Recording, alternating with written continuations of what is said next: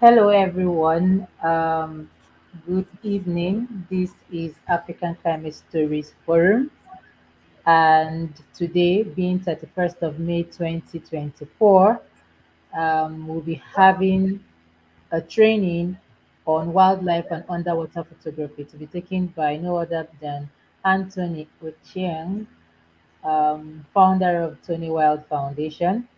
Welcome, sir. Welcome, Mr. Anthony.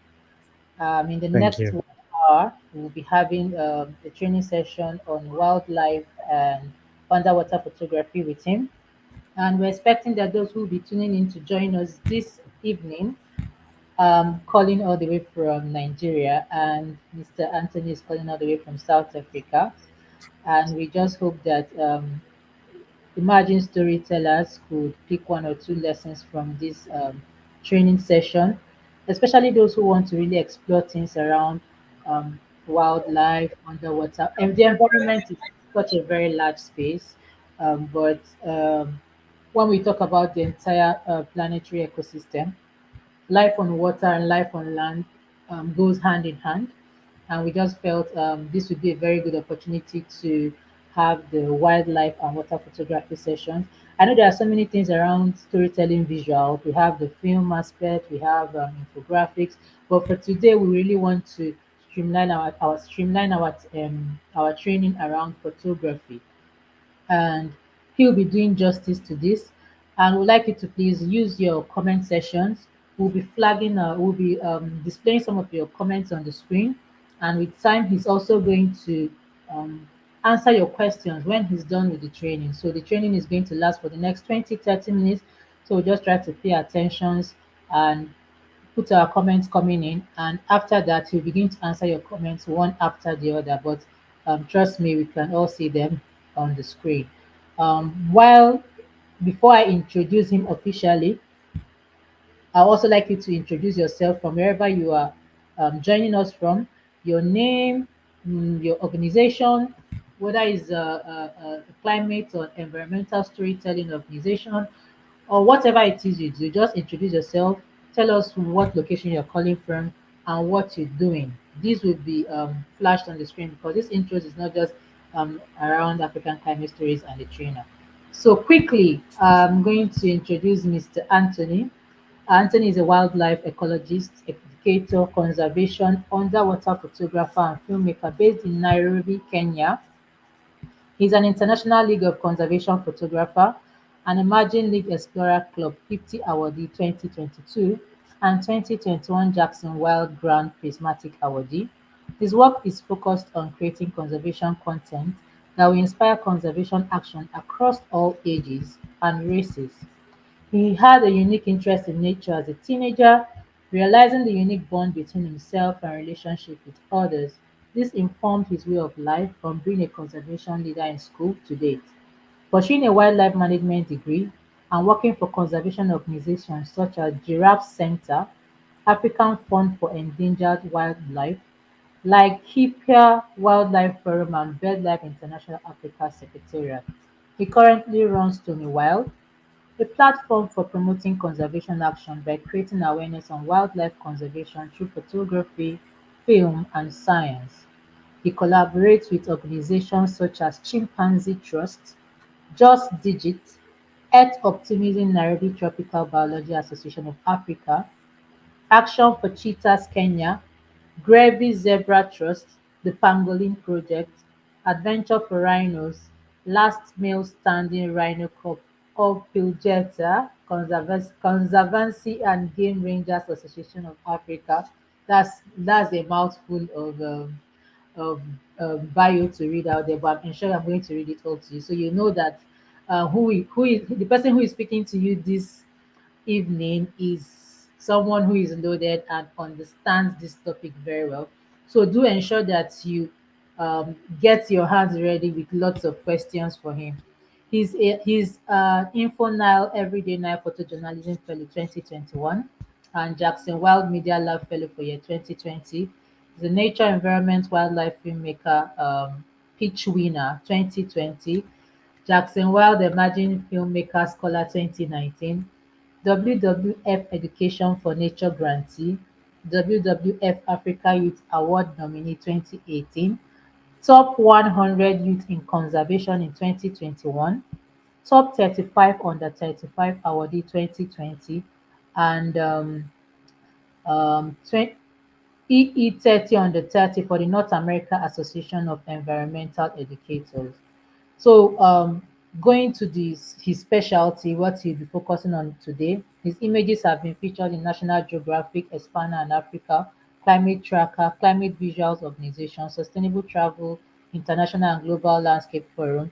He's a bronze winner of the Sapphire Eye in the Wild Photography Competition 2019 and finalist for Earth Photo 2021, British High Commission Nairobi Climate Change Makers Photography Competition, Global Landscape Forum Kyoto and Accra, Heart of Kenya, a Nikon Kenya competition and Fair celebrating Africa, City Life category. His images have been exhibited at the Royal Geographical Society, London, Delby Forest, North Yorkshire, Moss Valley Country Park and Forest, Dorset and Grizedale, Cumbria. So that is a lot of expertise here, and please do as much as you can to take advantage of this opportunity, because trust me, it's not every time you have access to someone like Mr. Anthony free of charge just like that. So do as well as you can to listen, engage actively in the comment section, and we also try as much as we can to ensure that your comments get to him live on the screen. So you'll be seeing your comments going on the screen as you stay tuned to us. Mr. Anthony, over to you, sir. Is it fine if I share your slide right away, or is I think that you okay? can share my slide right away. Yeah. Okay, Hi, thank you. everyone. Okay. Can you see your slide? Yes, I can see my slide from my Okay. end. So Hi, everyone. once you begin your training, I'll be exiting and leaving only you to take charge. Is that fine? That's fine. Okay. Uh, Thank you so much, Nina, for the introduction, and thank you, everyone, for joining. I don't think I'll again introduce myself because Nina has done justice on that. But today I'm just going to share with you guys my experience when it comes to wildlife and underwater photography for environmental impact. Uh, I've been doing this for the last 7 years, but mainly focusing on conservation stories, both photography and filming. But photography is usually my strength, and I always talk about photography first, then film second. Uh, just to give an introduction, is basically that photography for wildlife is is something that is very crucial in environmental advocacy. It helps raise awareness, educate the public, and influence policy changes. And if you look at any presentation from a scientist particular point, they always have images. If you look at public documents on environmental education, they have images. So these images have to be created, and they have to communicate this particular issues that are happening in the environment. So visual images can quickly convey urgency and the beauty of nature and environment to inspire people to take action to protect them.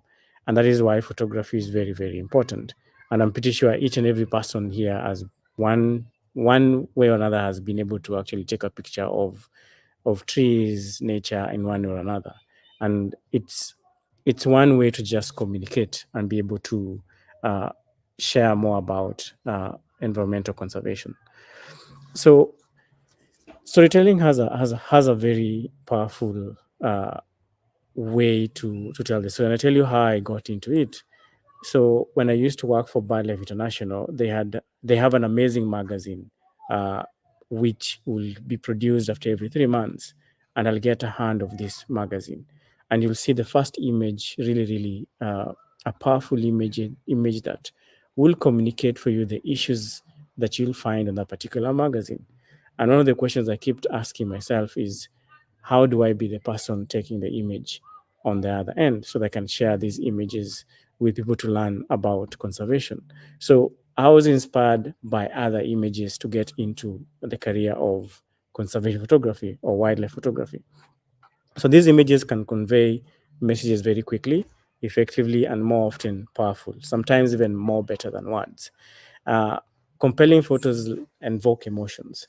They create personal connections to the subject and motivate people to act for environmental causes.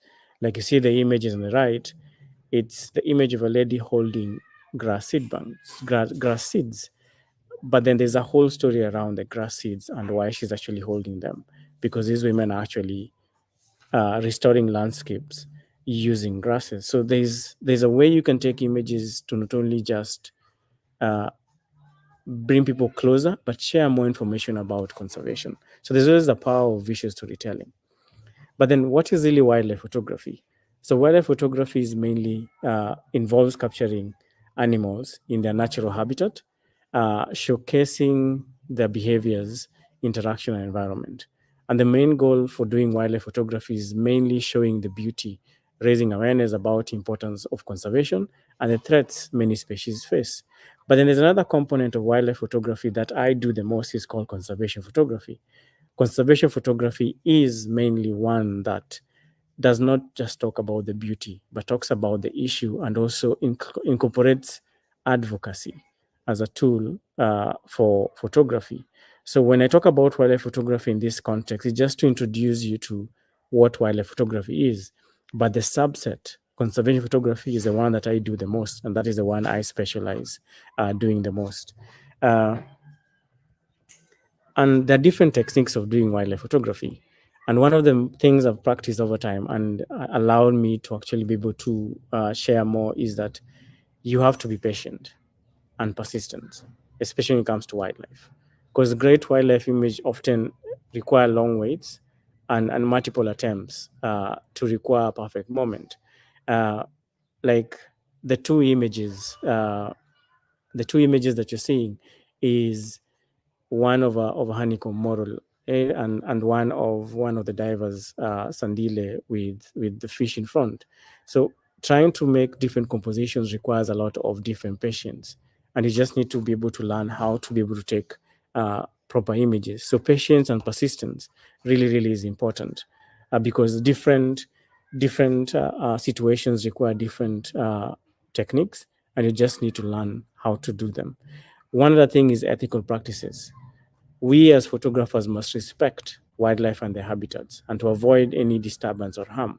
And that is why it is important for you to learn and understand the species you actually want to photograph or the habitat you're going to work with. So, in most cases, you'll find most times we'll be working with conservationist scientists, to be able to bring up more about conservation issues.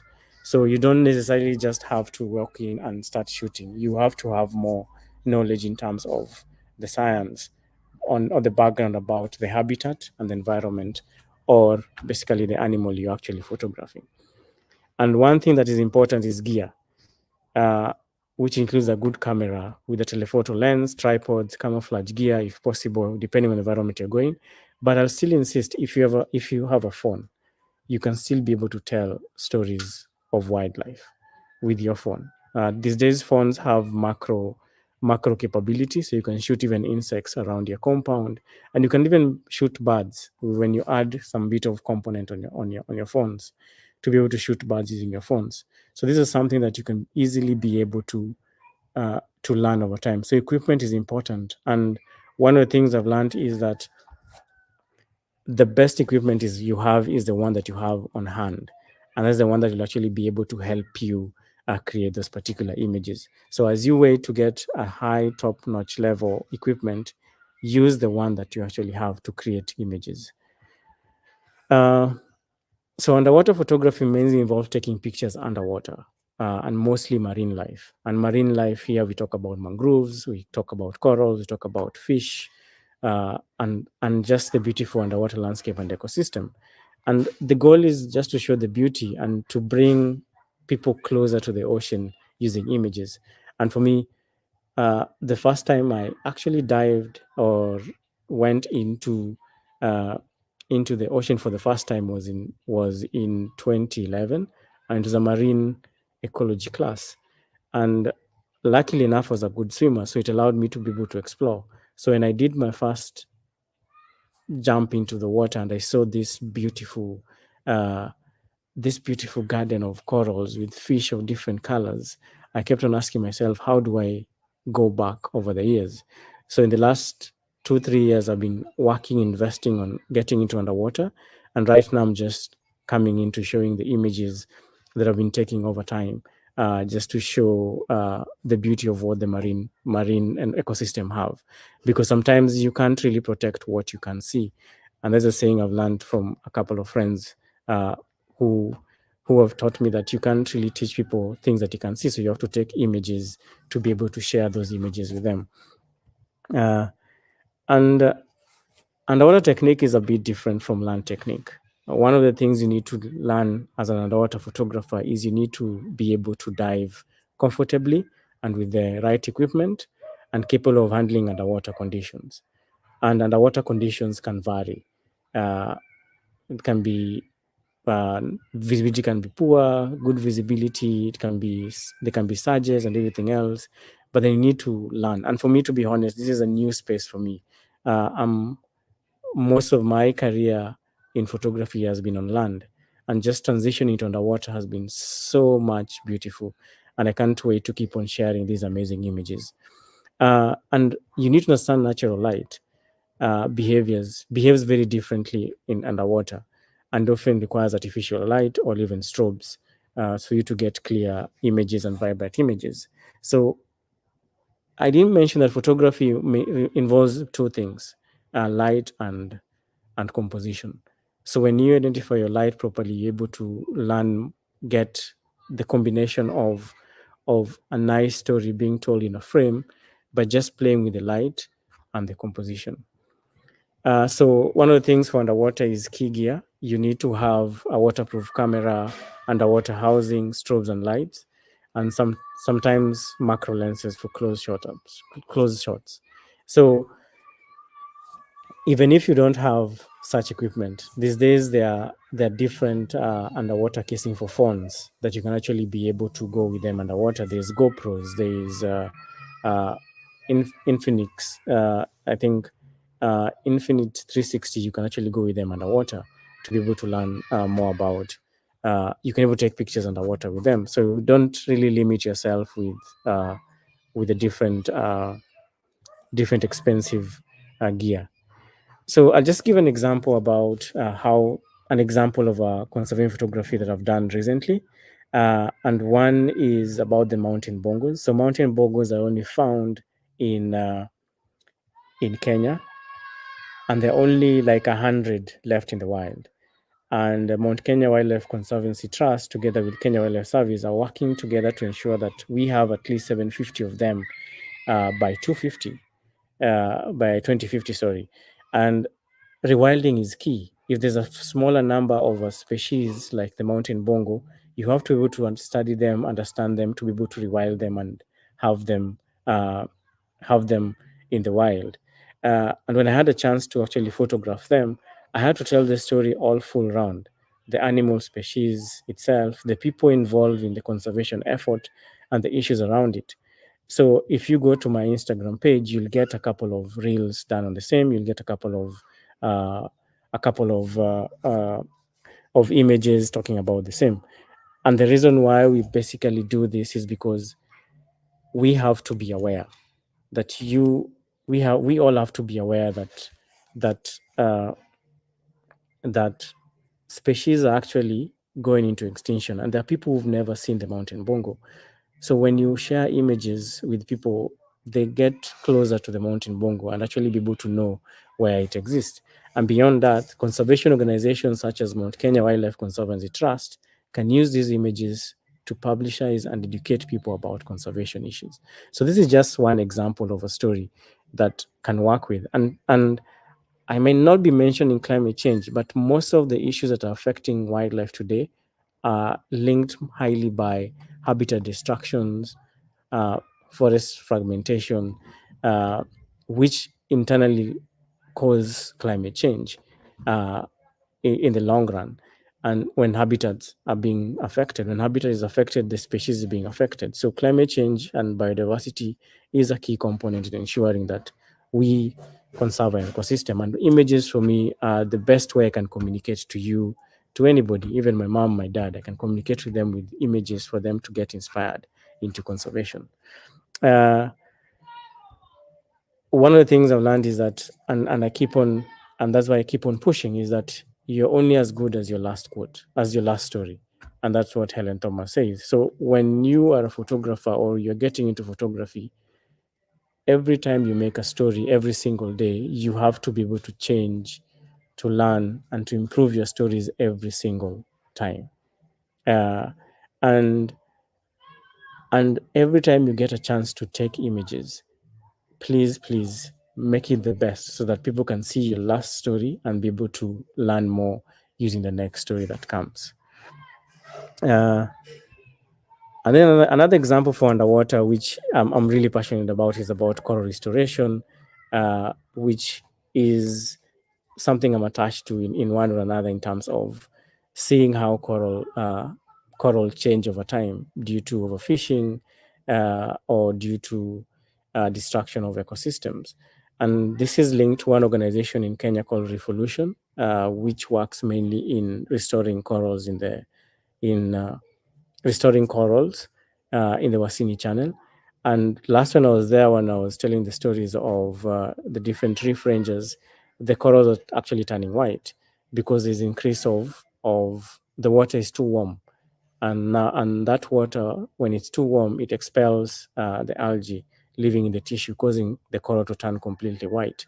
They're not necessarily dead, but if this continues over time, they'll pretty much be gone. And this is just to show how exactly climate change affects the ecosystem in one or another.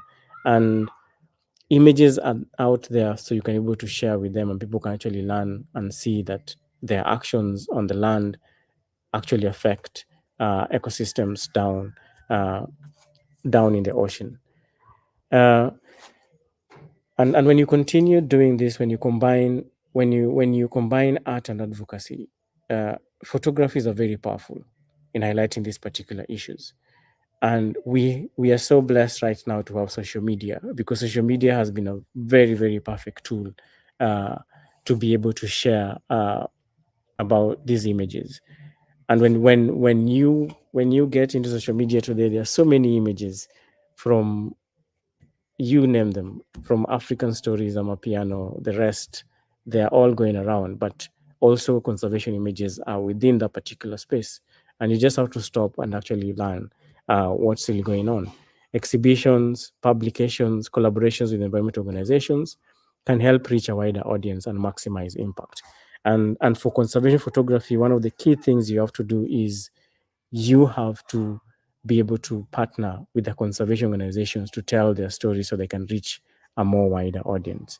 Uh, One of the things I keep on insisting is that we have to be ethical in telling our stories, and we have to be responsible as photographers in the sense that you do not need to harm wildlife or their natural habitats. You need to operate responsibly. You need to operate with love for that particular ecosystem, so that when you share those particular images with someone else, they become happy with these particular images. And apart from just taking the image, try as much as possible and avoid any manipulation or mispresentation of images is crucial. So to maintain credibility and trust. So you can't talk about something different on an image that you just have found. So you need to be able to tell that story with the truth and honesty. And that is why you have to do, if you're going for any photography assignment, you have to do proper research and go through any science data that might be needed to tell that particular story. Uh, and then get involved in the sense that you as a photographer learn basic wildlife photography and invest on the right equipment. Uh, I know this might not be a training to just talk about the camera operations, but for camera operations, there's so many YouTube channels that you can learn about camera operations. But this is just to make you understand how important photography is in environmental conservation, and it's very important.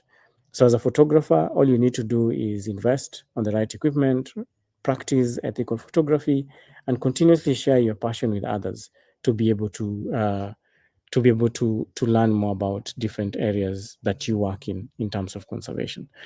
And for non-photographers, support these initiatives through donations, spreading awareness, and advocating for policies that protect nature environments. So you have the opportunity to actually be able to do that. One line I'll talk about is appreciate and support the art of environmental photography by following, sharing, and contributing the efforts of photographers and conservationists worldwide. So feel free to share uh, and encourage photographers, because it's not as easy as people think, just picking a camera and shooting. It requires a lot of, uh, in the initial stages, you need to really practice. And then after practicing, you need to learn how to tell the story. Then after telling the story, you need to now to do the advocacy component. So if you've done research before, it just takes the stages of research, but then you're creating images to tell a story to support conservation. And then lastly, I just want to say thank you. Thank you for listening, and I'm happy to take any questions. I'll just go into the comments and pick a couple of questions as I try and move where there is light. Being African is beautiful, so I need some more light. So I'm just gonna go into a couple of people. Uh,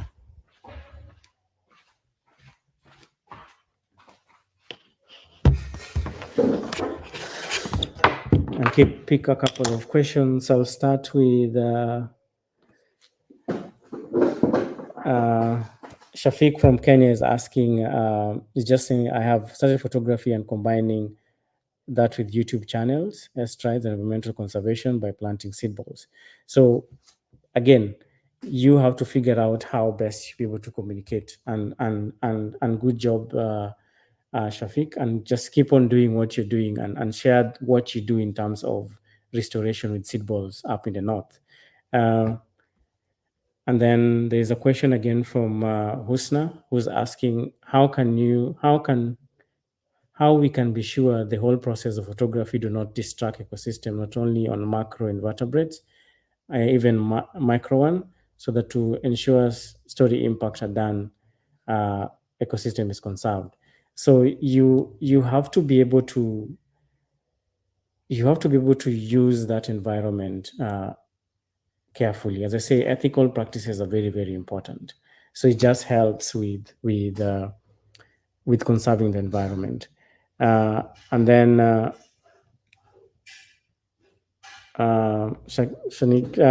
Shafiq again asks, how does one protect one's photo in terms of copyright as soon as they are posted on social media?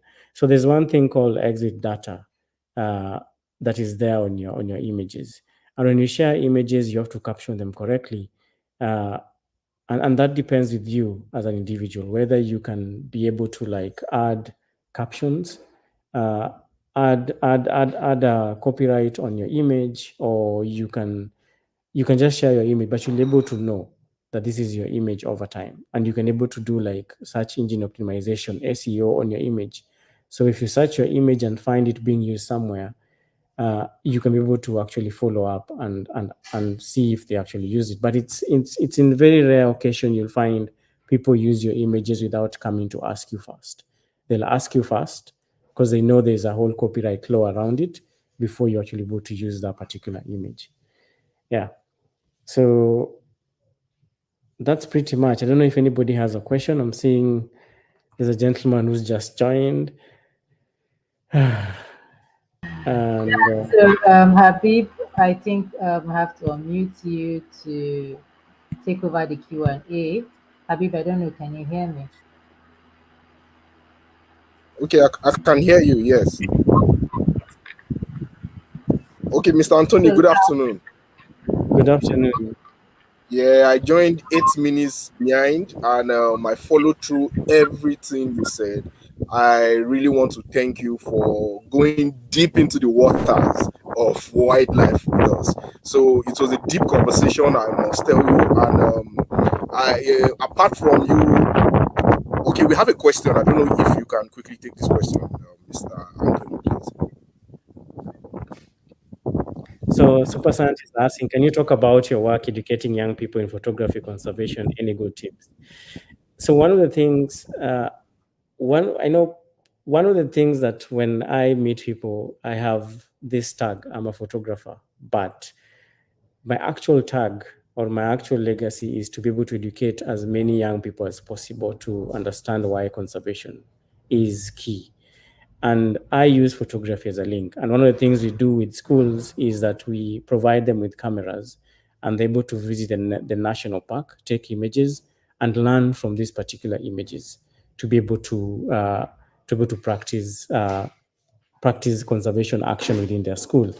I have to say it's a very different mode of learning because you give kids actually say you give kids 3 pointers. You give them a chance to meet you as a person, as a photographer. Two, you get them a chance to handle the camera. You can imagine 6-year-olds holding the camera uh, and just having a feel of it for the first time and clicking it and playing around with it and then seeing the images they've created. So if you go to a class, you have 3 ways of inspiring them. And one is you as an individual, the camera equipment, and the image they're able to create. And that remains as a uh, lasting memory for them for a very long time. And we are just trying to really upscale our program to not only just provide the cameras for training for a week or for 2 days, but run smaller competitions where we can even award the winning student with a camera for life so that they can be able to keep on telling these particular stories. And one of the best ways to do it is that you really have to work with a team. So when you go to the school, I have a team under 21 Foundation. We're a team of 9, and we have both the education program and also the production program. So the production program is mainly the one that creates, like builds up the income for us, that then the impact team is able to now go to schools and actually teach. And then the films that we produce are the same films that are again shown in the schools. So we try as much as possible and use the resources we have to be able to tell those particular stories.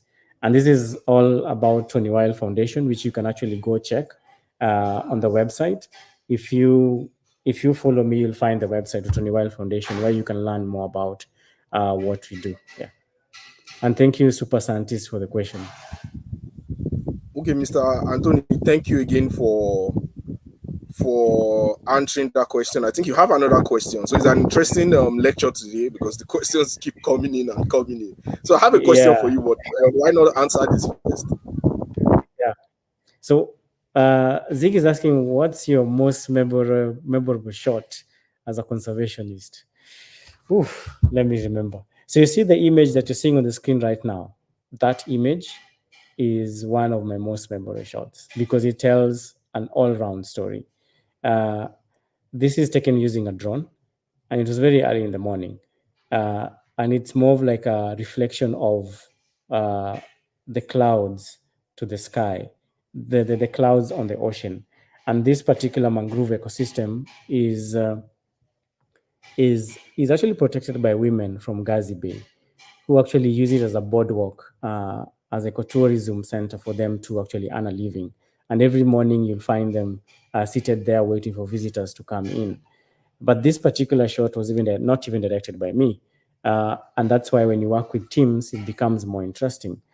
And my team member, who was our driver at that particular time, just asked a very simple question: can the drone face down? And then he was like, please follow me. So if you see, if in the image you see like a white someone on a dot, that's the driver. And so I took the image facing that. And this image that has not only shared more about conservation, about mangroves, but also enabled me to actually raise funds to be able to support other education programs that we run within Tony Well Foundation. So again, I'll have to say every image I take is memorable, and even the recent stories.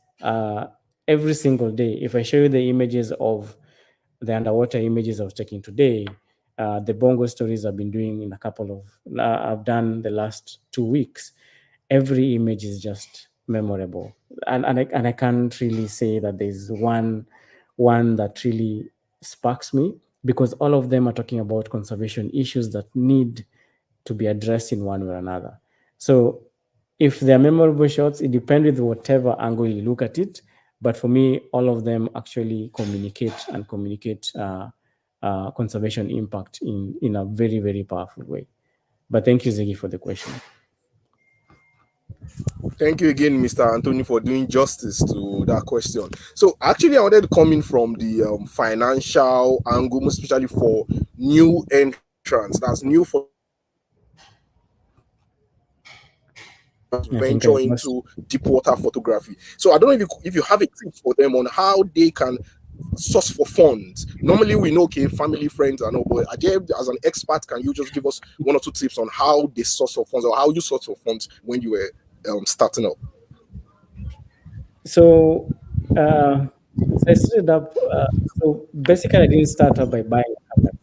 I started first by looking at people's images, and it took me like about 5 years just looking at people's images, and I just continued practicing my eye on seeing people's images, and I saved up for 5 years to get my first camera.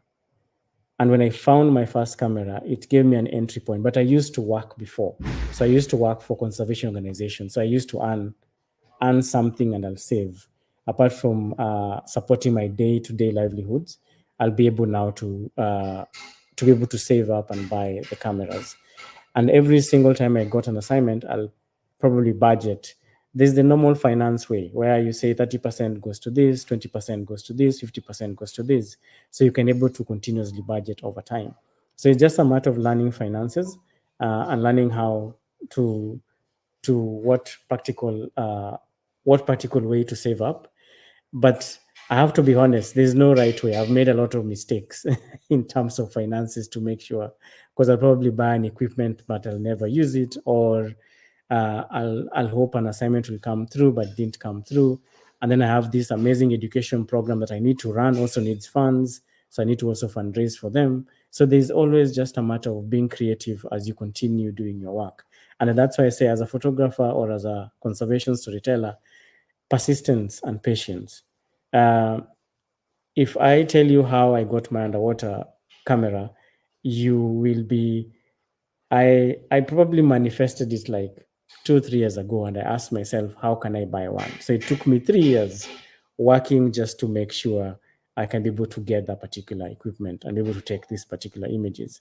And I can't wait to keep on sharing the marine life, and not just marine life, but also on land, because I'm torn between forests and oceans. So I'm gonna play around until I figure out a balance for them for both. Yeah, but save as little as you can to be able to buy, or get into sites that have like secondhand cameras to buy. So start with something. As I said earlier, you are as good uh, as your best image, as your best equipment. If it's a phone, if it's a DSLR, if it's a mirrorless camera, you are as good as your camera. So you can able to just learn about them. Yeah. I hope that answers your question, but it's a very tricky question coming from an African context. It's Yeah, you understand. you have to sacrifice a lot.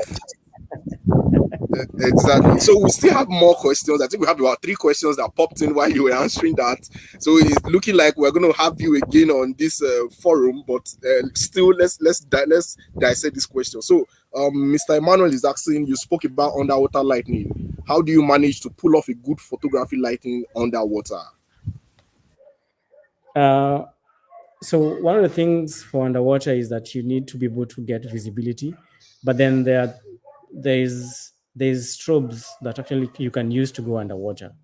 And when you have the strobes, you can connect them to the camera, and just as the way you use a speed light on land is the similar way you can use it on underwater. So you control, I'll get a bit technical. You control the intensity of the light, and also you control the aperture, ISO, and shutter speed to be able to get that particular image. I just got my strobes, and I've not yet tested them out. But once I test them out, I'll be able to share more specifically on good photography lighting underwater. So for me, it's also new, and I'm also learning in the process. So you're also learning. And as much as I'm sharing, I'm also learning continuously, especially about underwater. Yeah. But thank you, Manuel, for the question.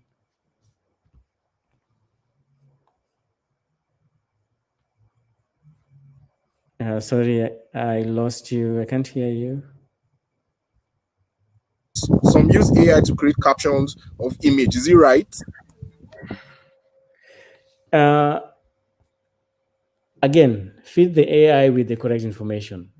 It's a tool that helps us. It's a good tool. So if you're not a good writer, you can go to AI, but please verify your information before you post it online, because AI is using information from online platforms. So either you ask a scientist, and then the scientist now can be able now to be able to give you more information and then create that caption. But you are there in the moment, so try as much as possible to be able to tell the particular story. So as a photographer, you always have to have a notebook and a pen. I know we just carry a camera, but you always have to have a notebook and a pen, and you can able to actually write what's going on. Even underwater, there are things you can use to write what you've seen, and then now you can able to ask more questions about the particular species. And as both as a wildlife and underwater photographer, you have to buy guidebooks, coral books, birds, mammals, insects. So when you find something you don't know, you can easily go and read and get to understand it more better to be able to learn it. So AI is an option, but then you need to use it again ethically to be able to tell the story. Thank you again for that brilliant response to that question. So, now African climate story is asking a very, very important question. How do photographers know the species are going extinct to capture in their stories and wildlife photography? Again, you have to work with scientists who are working with this particular species. We have IUCN, which has red list of all these species.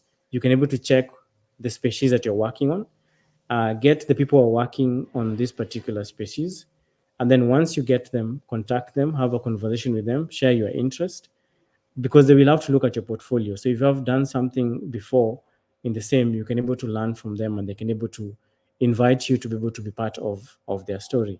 So that's how it happens. So if you look at the Bongo story, they didn't just arrive to having me to be part of their story. They had to look at what have I done before to be able to help them tell the particular story. So they are the scientists. They know why this species is actually extinct or going into extinction, and they need saving in terms of people's involvement, habitat restoration, and many other interventions in terms of conservation action. Yeah, so I think that's the best way I can answer that question. Thank you very much. Okay, another question pops up again. It says, is it possible for someone who doesn't know how to swim to be an underwater photographer? Unfortunately, no, but you have to learn how to swim. It's important to learn how to swim. And I think us as Africans across the board, we need to know how to swim. We need to learn how to swim so that we can able to see the beauty of what's in the oceans. Even in the lakes and rivers, there's a lot that is yet to just be told. All right, so our time is running off. We're running off. We're almost spending an hour. So if you're just joining us, this is the African climate stories, and the theme for this month is the art of advocacy on wildlife and underwater photography for environmental impact. We've had a wildlife photographer, an underwater photographer who has done not more than justice to the topic today. The interesting part of this conversation is that you can always come back to this page to watch this interview again, and again. And don't forget, follow African Climate Stories on all their platforms. You can also follow Mr. Anthony so that you get to understand the dynamics of underwater photography. Mr. Anthony, I don't know, before you go, I wanted to find out from you safety measures. So now we are talking about underwater photography. Let people not just go and dive into the oceans thinking, oh, they just want to start underwater photography. What are some or basic safety measures one must first put in place before venturing into underwater photography? One of the first things you need to know how to swim. You need to get certification, so you can't just dive anywhere. You need to learn how to swim, get certification, practice, practice, practice, and then be able to hold your camera and get the right housing. So it's just a step, and it can take you 2 to 3 years to even get underwater to take that particular image. So it is a process, and that's why for me, patience and persistence is key. And I'll be happy to see more African underwater photographers emerge every single moment. Yeah. Thank you again for that response. If there's one thing particular that you have pointed out is patience. Patience, because you said you started 2011, if I'm correct. So if you calculate that time to now, then you should know that you have gone through a whole lot of patience, a whole lot of practice, a whole lot of perseverance. So please, African youth is not just you don't just become an expert overnight. So you have to go through the ladder. Let's put it that way. So, Mr. Anthony, we really, really want to thank you very much for sharing all this with us. I don't know if in the comment or if you could just tell everybody once more, give a final advice for those who want to venture into underwater photography. One, then two, how can they reach you? How can people who want to venture into underwater photography, how can they reach you on social media? I don't know if you could just share those details with everybody online. So everything is online. You can scan the QR code online and you can able to follow me. But one of the things I just to say is that I'm also learning underwater photography. So I'm also new in it. And as much as I've done a couple of things in a couple of few months, but I'm keeping to push and just inspire other people. If I'm able to do it, you can do it. But one of the things I have come to learn to date is that if you have a passion for something, don't dim the passion. I know we dim all our passions, but please don't dim your passion. If it doesn't work one way, just change the angle at which you're looking at it. And probably that will be the way you'll actually be able to achieve what you want to achieve. So never stop dreaming. Never stop dreaming. I think that is the thing I keep telling myself. Never stop dreaming. And I'm still dreaming until today. I want to go dive in Maldives, Philippines. I have so many dreams. But trust me, they're all linked to conservation and protection of wildlife species on Earth. Yeah. Thank you very much. I don't know if Madam Nina has some things to add. Oh, no, no, it has been a very great session. I've just been behind the scene listening, following on the comments, and I'm so happy and impressed by how the participants has been following and dropping relevant questions with the topic. So thank you so much, Mr. Anthony, for doing Let justice. me add ma, please, this is your slide. This is your slide, Madam Nina, please, you have to get this slide from Mr. Anthony, please. The slide he Mr. shared Anthony, throughout. Mr. Anthony is going to have to answer if he's sharing his slides or not. I don't know. Yeah, Like, please, he has to. We need to get that slide. This slide is going to be on because YouTube. We stream it. this We slide, need this to own the slide is copyright of that slide. $1 million slide. Yeah, we need to, because that slide was really deep. I must say it was really deep. I took my time to listen to that conversation, and every time I had a question pop up, it was like the next slide was going to answer that question.